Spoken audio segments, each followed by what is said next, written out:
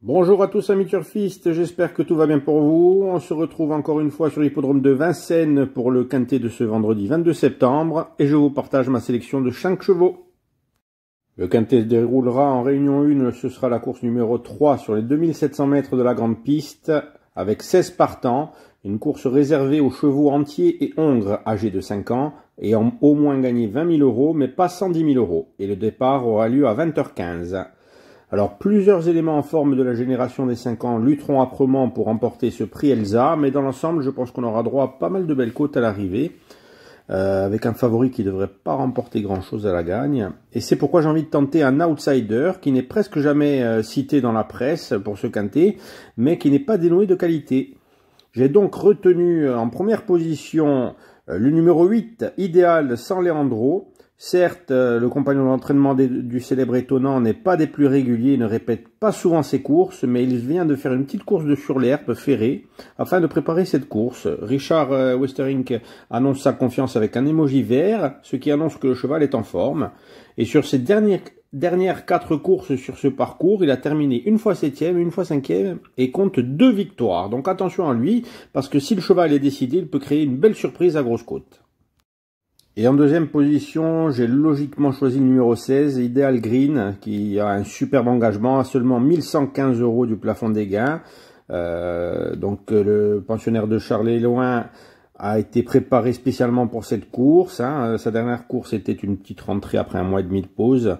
Il était ferré. Aujourd'hui, on le retrouve en mode compétition, c'est-à-dire pieds nus et associé à François Lagadec, avec qui ses 3 dernières tentatives sur ce parcours se sont soldées par 3 victoires. Pour moi, c'est un lauréat en puissance.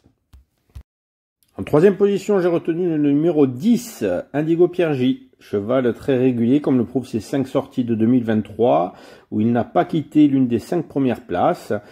Christophe Hamel a dû le préparer pour cette course et a fait appel à Franck Nivard pour le driver. Cet attentiste peut aussi partir très vite et a déjà prouvé que la grande piste ne lui fait pas peur.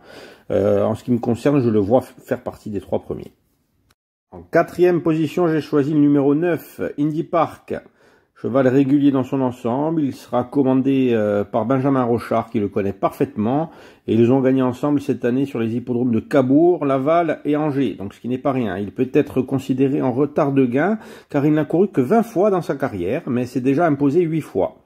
Ce fils de Ridicache a dû être préparé aux petits oignons par Jean-François Marie et sera un peu plus allégé dans sa ferrure. On ne doit pas l'oublier car il peut même l'emporter.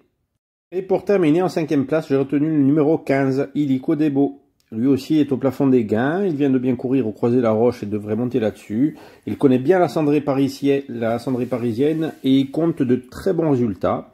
À l'issue d'un parcours caché, il peut venir bien finir pour intégrer la bonne combinaison et prendre une 4e ou 5e place. Et donc, ce qui donne en résumé de ma sélection, le 8, Idéal sans Leandro, le 16, Ideal Green. Ensuite, le 10, Indigo Pierre J, le 9, Indy Park et le 15, Illico Debo. Alors, merci d'avoir regardé ma vidéo. N'hésitez pas à vous abonner, les amis. Partagez un maximum aussi pour ceux qui veulent le faire. Je vous dis à très bientôt. Et après,